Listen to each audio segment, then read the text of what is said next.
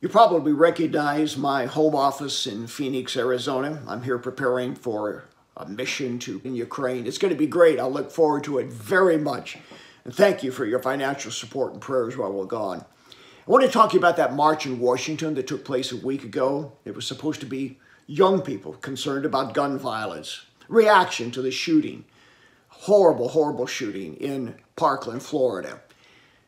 I know some of the emphasis was upon the bravery and the altruism and the cathartic nature of what happened, but frankly, I think to a large extent it was a farce. Now, that may sound harsh, but really, it degenerated quickly into political theater that only a socialist like George Soros could appreciate.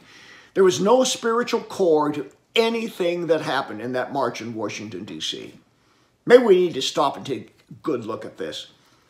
The choice isn't between a picket sign that says don't shoot and the NRA. We really need to get back to a God consciousness in our society when there were no violent video games, no Planned Parenthood, and no irreverent athletes. I know it's been a while, but if we could just return to that kind of time and that kind of America, the shootings would stop. We didn't have shootings then. Why now?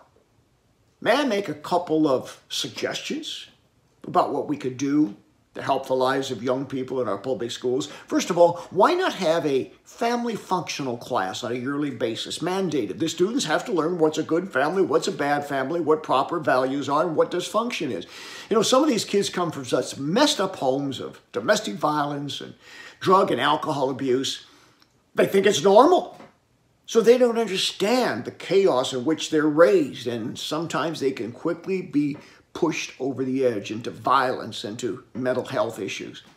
Secondly, even though we may not be able to get prayer back in schools the way it once was, can't we at least have some type of faith recognition on a regular basis in the schools? Think of it this way.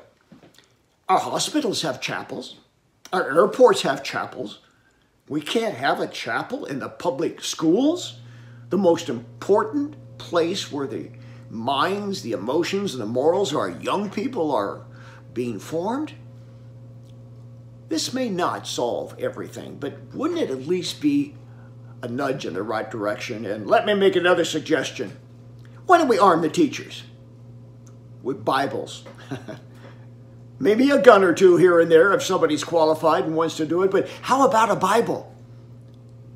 And in addition to school counselors, why don't we also have an in-house exorcist? If we had these things, I think we could have put a stop to the school shootings.